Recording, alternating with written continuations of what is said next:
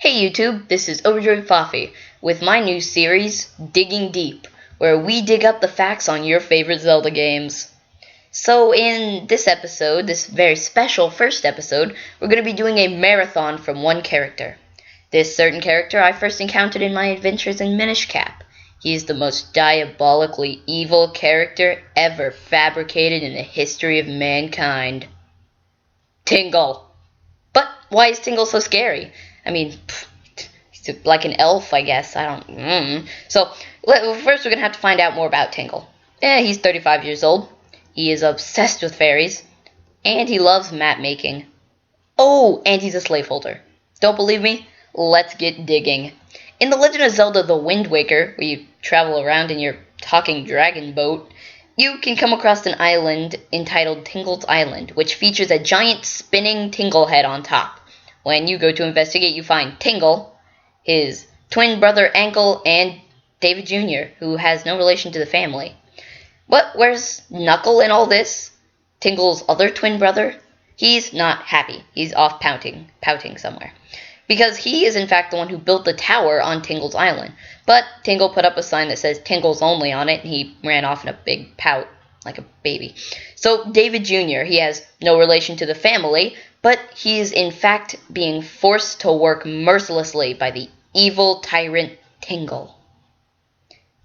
Don't believe me, because I wouldn't believe me either. But let's look at this official quote from the official Legend of Zelda wiki.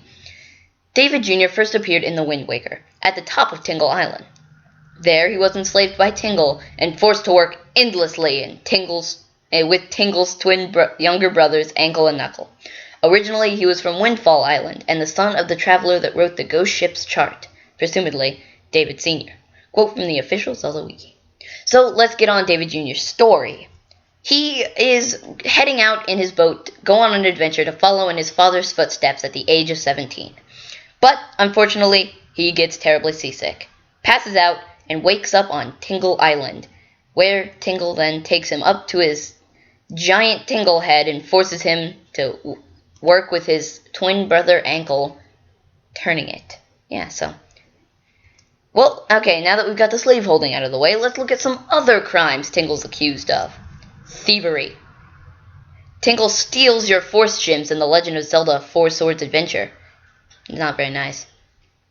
And he's also very stingy with his rupees. And I mean he's greedy. But is this Tingle's fault? Well, to find out, we're going to have to, unfortunately, look into freshly picked Tingle's Rosy Rupee Land. A game that was never released in the US, so this is all on you, Japan. So, this game stars this guy, the main character. But wait, how can a game about Tingle star this guy? Where's the green hat and red tights? Well, to find out, we're going to have to look at Uncle Rupee, who promises the main character a land of no work, no study, don't have to do anything, fittingly named Rupee Land. Hence the title, Rosy Rupee Land. So, all you have to do is get as many rupees as you can and throw them into this little pond, and bam! You're there! Hey, it's so simple, right? So, I mean, the main character's like, I'm doing this. This sounds great. So, after agreeing, Uncle Rupee then turns him from this to this. Fittingly named a Tingle. Yeah. Oh, and did I forget to mention that when you're a Tingle, when you run out of rupees, you die. So, yeah, that's a big plus there. So, is it really Tingle's fault that he's so greedy with his rupees, or does he just not want to die? So, yeah, I think that's a pretty good answer to that question, that he just doesn't want to die. So, next time you find Tingle, give him all the rupees that you can. Because would you really want this guy to die? Yes. So, let's go on to The Legend of Zelda Majora's Mask, where you can find Tingle selling his maps graciously. And so, but he gives you a discount. Why is this? I mean, why would he give Link a discount and no one else? Is this because he believes that Link is the victim of Uncle Rupee's curse? Psh! Don't believe me? Well, let's look at their costumes. Green hat. Green clothes. And they all around look alike.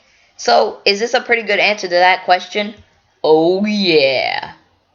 Well, and also, Tingle appears physically in a lot of games. Majora's Mask, Minish Cap, Wind Waker, and many other games that I couldn't fit on this slide. But does he appear in other games in not physical form? Of course he does. Look at this snapshot from Linebeck 3's shop in Spirit Tracks.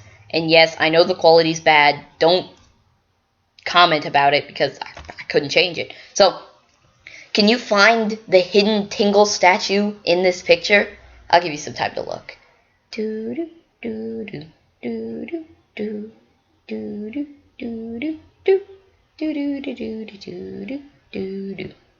Time's up. Did you find him? Because he's right there. If you couldn't see him, you are blind. I suggest you go see an eye doctor immediately. So, as you see, he appears in physical form in some games and not physical form in some games. But generally, he's been in almost every single Legend of Zelda game ever. So we've talked a lot about Tingle, but do you think I'm done yet? Nope. I've still got about, I don't know, 2.5 hours of Tingle information I found on the wiki to share with you. Oh, just kidding. Yeah, it took me like 2 weeks to get this much information on Tingle, let alone more. I had to ask some of my friends, and that's where I got a lot of my theories, but unfortunately it led to some awkward conversations at the lunch table. Yeah. So, before you click the exit on my video, why don't you give it a like or subscribe, comment, I don't know, something. Just click a button. But don't forget, Tingle is always watching. Bye!